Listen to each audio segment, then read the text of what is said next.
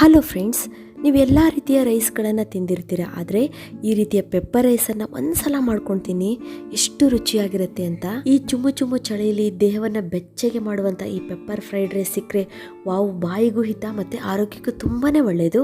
ಖಾರವಾಗಿ ಸ್ಪೆಷಲ್ ಆದಂಥ ಒಂದು ರುಚಿಯನ್ನು ಕೊಡುವ ಈ ಪೆಪ್ಪರ್ ಫ್ರೈಡ್ ರೈಸ್ ಮಾಡೋಕ್ಕಿಂತ ಮೊದಲು, hello friends, welcome to Geetha Samsara Sante. ಬನ್ನಿ ಪೆಪ್ಪರ್ ಫ್ರೈಡ್ ರೈಸ್ ಹೇಗೆ ಮಾಡೋದು ಅಂತ ನೋಡೋಣ. ಇವಾಗ ನಾವು ಫಸ್ಟ್ ಒಂದು ಪುಡಿಯನ್ನು ಮಾಡ್ಕೋಬೇಕು. ಅದಕ್ಕೆ ಒಂದು ಬಾಣಲೆಯಲ್ಲಿ ನಾನು 1 ಸ್ಪೂನ್ ಕರಿಮೆಣಸನ್ನು ತೊಗೊಂಡಿದ್ದೀನಿ, ಅಂದರೆ ಪೆಪ್ಪರನ್ನು ತೊಗೊಂಡಿದ್ದೀನಿ. ನೆಕ್ಸ್ಟ್ 1 ಸ್ಪೂನ್ ಜೀರಿಗೆಯನ್ನು ತೊಗೊಂಡಿದ್ದೀನಿ ನೋಡಿ. ನೆಕ್ಸ್ಟು ಚೆನ್ನಾಗಿ ತೊಳೆದು ನೀರಾರಿರುವಂಥ 1 ಹಿಡಿ ಕರಿಬೇವಿನ ಸೊಪ್ಪನ್ನು ತೊಗೊಂಡಿದ್ದೀನಿ. ಈ ಎಲ್ಲ ಪದಾರ್ಥಗಳನ್ನು ಇವಾಗ ನಾವು ಚೆನ್ನಾಗಿ ಫ್ರೈ ಮಾಡ್ಕೋಬೇಕು. ಸ್ಟವನ್ನು ಸ್ವಲ್ಪ ಸಿಮ್ಮಲ್ಲಿ ಇಟ್ಕೋಬೇಕು. ನೋಡಿ, ಚೆನ್ನಾಗಿ ಫ್ರೈ ಆಯ್ತಲ್ವಾ, ಇದನ್ನು ತಣ್ಣಗಾಗಲಿಕ್ಕೆ ನಾವು ಇವಾಗ ಬಿಡಬೇಕು. ಅದಕ್ಕೆ ಅಂತ ಈ ಪ್ಲೇಟಿಗೆ ನಾವು ಟ್ರಾನ್ಸ್ಫರ್ ಮಾಡ್ಕೊಳ್ಳೋಣ. ನೆಕ್ಸ್ಟ್ ಇವಾಗ ಒಂದು ಬಾಣಲೆಯನ್ನು ಇಟ್ಕೋಬೇಕು. ಅದಕ್ಕೆ 2 ಸ್ಪೂನ್ ತುಪ್ಪವನ್ನು ನಾನಿಲ್ಲಿ ಹಾಕ್ತಾಯಿದ್ದೀನಿ ನೋಡಿ. ನೀವು ಬೇಕಾದರೆ ತುಪ್ಪ ಅರ್ಧ, ಎಣ್ಣೆ ಅರ್ಧ ಹಾಕ್ಬೋದು, ಇಲ್ಲಾಂದರೆ ಎಣ್ಣೆ ಬೇಕಾದರೆ ಯೂಸ್ ಮಾಡ್ಕೊಬೋದು. ಇಲ್ಲಿ ನಾನು ತುಪ್ಪವನ್ನು ಹಾಕ್ತಿದ್ದೀನಿ, ಯಾಕಂದರೆ ತುಂಬ ಟೇಸ್ಟ್ ಕೊಡುತ್ತೆ, ಅದಕ್ಕೋಸ್ಕರ. ನೆಕ್ಸ್ಟ್ ಇದಕ್ಕೆ ಸ್ವಲ್ಪ ಸಾಸಿವೆಯನ್ನು ಹಾಕ್ತಾಯಿದ್ದೀನಿ, ಒಂದು ಅರ್ಧ ಟೀ ಸ್ಪೂನ್ ಸಾಸಿವೆ. ನೆಕ್ಸ್ಟು 1 ಸ್ಪೂನ್ ಉದ್ದಿನಬೇಳೆ, 1 ಸ್ಪೂನ್ ಕಡಲೆಬೇಳೆಯನ್ನು ಹಾಕ್ತಾಯಿದ್ದೀನಿ. ಆಮೇಲೆ ಗೋಡಂಬಿಯನ್ನು ಹಾಕ್ತಾಯಿದ್ದೀನಿ, ನಂಗೆ ತುಂಬಾ ಇಷ್ಟ, ಅದಕ್ಕೋಸ್ಕರ. ನೀವು ಬೇಕಾದರೆ ಗೋಡಂಬಿ ಬೇಡ ಅಂದರೆ ಬಿಟ್ಬಿಡ್ಬೋದು. ಇವಾಗ ಸ್ವಲ್ಪ ಫ್ರೈ ಮಾಡೋಣ. ಇದಿಷ್ಟನ್ನು ಎಣ್ಣೆಲಿ ಚೆನ್ನಾಗಿ ಫ್ರೈ ಆಗಬೇಕು ನೋಡಿ. ತುಂಬಾ ರುಚಿ ಕೊಡುತ್ತೆ. ನೀವು ಗೋಡಂಬಿ ಇಷ್ಟಪಟ್ಟು ಹಾಕ್ಕೊಳ್ಳಿ, ನಿಮಗೆ ರೈಸ್ ತಿನ್ನುವಾಗ ತುಂಬ ಟೇಸ್ಟ್ ಕೊಡುತ್ತೆ. ನೆಕ್ಸ್ಟ್ ಇದಕ್ಕೆ 2 ಹಸಿಮೆಣಸಿನಕಾಯಿನ ಹಾಕ್ತಾಯಿದ್ದೀನಿ, 1 ಒಣಮೆಣಸಿನಕಾಯಿನೂ ಸಹಿತ ನಾನಿಲ್ಲಿ ಹಾಕ್ತಾಯಿದ್ದೀನಿ. ಇದಕ್ಕೆ ಒಂದು 10 ಬೆಳ್ಳುಳ್ಳಿ ಎಸಳುಗಳನ್ನು ಹಾಕ್ತಾಯಿದ್ದೀನಿ, ಚಿಕ್ಕದಾಗಿ ಕಟ್ ಮಾಡಿದ್ದೀನಿ. ನೆಕ್ಸ್ಟು ಒಂದು 2 ದಂಟು ಕರಿಬೇವಿನ ಸೊಪ್ಪನ್ನು ನಾನಿಲ್ಲಿ ಹಾಕ್ತಾಯಿದ್ದೀನಿ, ಅಂದರೆ ಒಂದು 20 ಎಲೆ ಅಂತ ತಿಳ್ಕೊಳ್ಳಿ. ಚೂರು ಫ್ರೈ ಮಾಡ್ಕೋಬೇಕು. ಸ್ವಲ್ಪ ಫ್ರೈ ಆದಮೇಲೆ 1 ದೊಡ್ಡ ಈರುಳ್ಳಿನ ನಾನಿಲ್ಲಿ ಚಿಕ್ಕದಾಗಿ ಹೆಚ್ಚಿ ಹಾಕ್ಕೊಳ್ತಾ ಇದ್ದೀನಿ ನೋಡಿ. ಈರುಳ್ಳಿನೂ ಸಹಿತ ಚೆನ್ನಾಗಿ ನೀವು ಫ್ರೈ ಮಾಡ್ಕೋಬೇಕು. ಸ್ವಲ್ಪ ಸ್ಟವನ್ನು ಸಿಮ್ಮಲ್ಲೇ ಇಟ್ಕೋಬೇಕು, ಯಾಕಂದರೆ ಈ ಎಲ್ಲ ಪದಾರ್ಥಗಳು ತುಂಬ ಚೆನ್ನಾಗಿ ಬೆಂದು ಘಮ ಅಂತಿರುತ್ತೆ.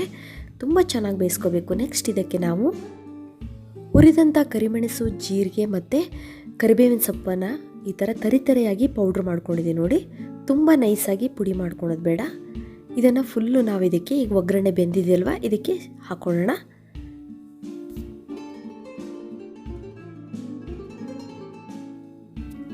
ಈ ಪೌಡರನ್ನು ನಾವು ನೀಟಾಗಿ ಫ್ರೈ ಮಾಡ್ಕೋಬೇಕು, ಯಾಕಂದರೆ ಸ್ವಲ್ಪ ಅದು ಹಸಿ ವಾಸನೆ ಇರುತ್ತಲ್ಲ, ಅದೆಲ್ಲ ಹೋಗಬೇಕು. ಹಾಗಾಗಿ ನೆಕ್ಸ್ಟು 1 ಸ್ಪೂನ್ ಉಪ್ಪನ್ನು ನಾನಿಲ್ಲಿ ಹಾಕ್ತಾ ಇದ್ದೀನಿ. ಅಂದರೆ ನಿಮ್ಮ ರೈಸ್ ಎಷ್ಟಿದೆ ಅದ್ರ ಮೇಲೆ ಡಿಪೆಂಡ್ ಆಗಿರುತ್ತೆ. ಎಷ್ಟು ರೈಸ್ ತೊಗೊಂಡಿರ್ತೀರೋ ಅಷ್ಟು ರುಚಿಗೆ ತಕ್ಕಷ್ಟು ಉಪ್ಪನ್ನು ಹಾಕ್ಕೊಳ್ಳಿ.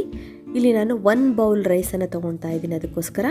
ನೋಡಿ, ತುಂಬ ಚೆನ್ನಾಗಿ ನೀಟಾಗಿ ಫ್ರೈ ಮಾಡ್ಕೊಳ್ಳಿ. ಈ ಪೆಪ್ಪರ್ ರೈಸ್ ಎಷ್ಟು ರುಚಿ ಇರುತ್ತೆ ಅಂತ ಅಂದರೆ, ಸ್ಪೆಷಲ್ ಆದಂಥ ಒಂದು ರುಚಿ ಸಿಗುತ್ತೆ. ಇದರಲ್ಲಿ ಹಾಕಿದಂಥ ಕರಿಮೆಣಸಾಗಲಿ, ಜೀರಿಗೆ ಮತ್ತು ಕರಿಬೇವು ನಿಮಗೆ ಗೊತ್ತಾಗುತ್ತೆ. ಒಂದು ಸಲ ನೀವು ಮಾಡಿಕೊಂಡ್ರೆ ನಿಮಗೆ ಎಂಥ ಸ್ಪೆಷಲ್ ಟೇಸ್ಟ್ ಇರುತ್ತೆ ಅಂತೇಳಿ. ಇವಾಗ ನಾನು 1 ಬೌಲ್ ರೈಸನ್ನು ತೊಗೊಳ್ತಾ ಇದ್ದೀನಿ. ಸ್ವಲ್ಪ ನೀವು ಅನ್ನ ಮಾಡ್ಕೋಬೇಕಾದ್ರೆ ಉದ್ರಾಗಿ ಮಾಡ್ಕೊಳ್ಳಿ, ಆವಾಗ ತುಂಬ ಟೇಸ್ಟ್ ಕೊಡುತ್ತೆ. ಇದಕ್ಕೆ ನಾನು ಒಂದು 1/2 ಲೆಮನ್ ಜ್ಯೂಸನ್ನು ಹಾಕ್ತಾ ಇದ್ದೀನಿ ನೋಡಿ. ಲೆಮನ್ ಜ್ಯೂಸ್ ತುಂಬಾ ರುಚಿ ಕೊಡುತ್ತೆ ಈ ರೈಸಿಗೆ. ಇವಾಗ ನಾವು ನೀಟಾಗಿ ಮಿಕ್ಸ್ ಮಾಡೋಣ. ಸ್ವಲ್ಪ ಸ್ಟವನ್ನು ಸಿಮ್ಮಲ್ಲಿ ಇಟ್ಕೊಬಿಡ್ಬೇಕು ನೀವು. ಇವಾಗ ಈ ಪೆಪ್ಪರ್ ರೈಸನ್ನು ನೀವು ಲಂಚ್ ಬಾಕ್ಸಿಗೆ ಬೇಕಾದರೆ ನೀವು ಹಾಕ್ಕೊಡ್ಬೋದು, ದೊಡ್ಡವರಿಗಾಗಲಿ ಮಕ್ಕಳಿಗಾಗಲಿ. ತುಂಬಾ ಒಳ್ಳೆಯ ರೈಸ್ ಅಂತ ಹೇಳ್ಬೋದು. ರೋಗ ನಿರೋಧಕ ಶಕ್ತಿಯನ್ನು ಹೆಚ್ಚಿಸುತ್ತೆ, ಥಂಡಿ, ಶೀತ, ಜ್ವರ ಬರುವುದನ್ನು ಕಡಿಮೆ ಮಾಡುತ್ತೆ, ನಮ್ಮಲ್ಲಿ ಒಂದು ಇಮ್ಯುನಿಟಿ ಪವರನ್ನು ಹೆಚ್ಚಿಸುತ್ತೆ ನೋಡಿ. ಈ ಥರ ನಾನು ನೀಟಾಗಿ ಸ್ವಲ್ಪ ಫ್ರೈ ಮಾಡ್ಕೊಂಡಿದ್ದೀನಿ. ಇವಾಗ ಪೆಪ್ಪರ್ ರೈಸ್ ರೆಡಿ ಆಯಿತು. ಒಂದು 2 ನಿಮಿಷ ಫ್ರೈ ಮಾಡಿಕೊಂಡ್ರೆ ಸಾಕು ನೀವು. ನೋಡಿ, ಎಷ್ಟು ಫಾಸ್ಟಾಗಿ ರುಚಿಯಾದಂಥ ಪೆಪ್ಪರ್ ರೈಸ್ ತಯಾರಾಯಿತು. ಇವಾಗ ನೋಡಿ, ಪರ್ಫೆಕ್ಟಾಗಿ ಮಿಕ್ಸ್ ಆಗಿದೆ. ಇವಾಗ ಪೆಪ್ಪರ್ ರೈಸ್ ತಯಾರಾಯಿತು, ರೆಡಿ ಟು ಈಟ್. ತುಂಬ ಟೇಸ್ಟ್ ಆಗಿರುತ್ತೆ. ಬಿಸಿ ಬಿಸಿ ತಿಂತಾ ಇದ್ರಂತೂ ತುಂಬ ಒಳ್ಳೆ ಟೇಸ್ಟ್ ಕೊಡುತ್ತೆ. ಈ ಪೆಪ್ಪರ್ ರೈಸ್ ಇದೆಲ್ಲ ತುಂಬ ಚೆನ್ನಾಗಿ ಡೈಜೆಷನ್ ಆಗುತ್ತೆ. ಯಾರಿಗೆ ಗ್ಯಾಸ್ ಆಗುತ್ತೆ, ಎಸಿಡಿಟಿ ಆಗ್ತಿರುತ್ತೆ, ಅವರು ವಾರಕ್ಕೆ ಒಂದು 4 ಸಲ ಪೆಪ್ಪರ್ ರೈಸ್ ಮಾಡ್ಕೊಳ್ತೀನಿ. ಗ್ಯಾಸ್ ಟ್ರಬಲ್ ಇದ್ರೆ, ಎಸಿಡಿಟಿ ಇದ್ರೆ ಅದೆಲ್ಲ ಕಡಿಮೆ ಆಗುತ್ತೆ. ಮತ್ತು ಯಾರಿಗೆ ಕೈಕಾಲುಗಳಲ್ಲಿ ನೋವು, ಸೊಂಟ ನೋವು, ಮಂಡಿ ನೋವು ಈ ರೀತಿ ಬರ್ತಾ ಇರುತ್ತೋ ಅವರು ಅದರಲ್ಲೂ ಈ ಚಳಿಗಾಲದಲ್ಲಂತೂ ಪೆಪ್ಪರ್ ರೈಸ್ ಮಾಡ್ಕೊಂಡು ತಿಂತಾ ಇದ್ರೆ ಅದೆಲ್ಲ ಕಡಿಮೆ ಆಗುತ್ತೆ. ಈ ಪೆಪ್ಪರ್ ಫ್ರೈಡ್ ರೈಸ್ ಮಾಡೋದು ತುಂಬಾನೇ ಈಸಿ, ಅಷ್ಟೇ ರುಚಿಯಾಗಿರುತ್ತೆ. ಈ ಚಳಿಗಾಲದಲ್ಲಿ ಬಿಸಿ ಬಿಸಿಯಾಗಿ ಖಾರವಾಗಿ ರುಚಿಯಾಗಿರುವಂಥ ರೈಸ್ ಬೇಕು ಅಂದರೆ ಬೆಸ್ಟ್ ಅಂತ ಹೇಳಿದರೆ ಪೆಪ್ಪರ್ ರೈಸ್. ಈ ರೈಸ್ ಜೊತೆಗೆ ನಾನಿಲ್ಲಿ ಬೂದುಕುಂಬಳಕಾಯಿ ಸಾಸಿವೆ ಮಾಡ್ಕೊಂಡಿದ್ದೀನಿ. ಈ ರೈಸನ್ನು ಮಹಿಳೆಯರಿಗೆ ಮಾಡಲಿಕ್ಕೆ ತುಂಬಾ ಒಳ್ಳೆಯದು. ಈ ರೈಸನ್ನು ಮಹಿಳೆಯರು ಮಾಡೋದ್ರಿಂದ ಇಡೀ ಕುಟುಂಬದ ಆರೋಗ್ಯವನ್ನು ಕಾಪಾಡ್ಕೊಳ್ಬೋದು. ಮಕ್ಕಳಿಂದ ಹಿಡಿದು ದೊಡ್ಡವರವರೆಗೆ ಬರುವಂಥ ಥಂಡಿ, ಶೀತ, ನೆಗಡಿ ಈ ರೀತಿಯ ಹಲವಾರು ರೀತಿಯ ಕಾಯಿಲೆಗಳನ್ನು ದೂರ ಇಡ್ಬೋದು. ಫ್ರೆಂಡ್ಸ್, ನಿಮ್ಗೆ ಅನಿಸಿರ್ಬೋದು ಮಕ್ಕಳು ತಿಂತಾರೋ ಇಲ್ವೋ ಅಂತ ನಿಮ್ಗೆ ಡೌಟ್ ಬರ್ಬೋದು. ಬಟ್ ಮಕ್ಕಳಿಗಂತೂ ತುಂಬಾ ಇಷ್ಟ ಆಗುತ್ತೆ. ನೀವು ಮಾಡಿ ನೋಡಿ. ನೋಡಿದ್ರಲ್ಲ ಫ್ರೆಂಡ್ಸ್, ರುಚಿಕರವಾದಂಥ ಆರೋಗ್ಯವಾಗಿರುವಂಥ ಪೆಪ್ಪರ್ ರೈಸ್ ಹೇಗೆ ಮಾಡೋದು ಅಂತೇಳಿ.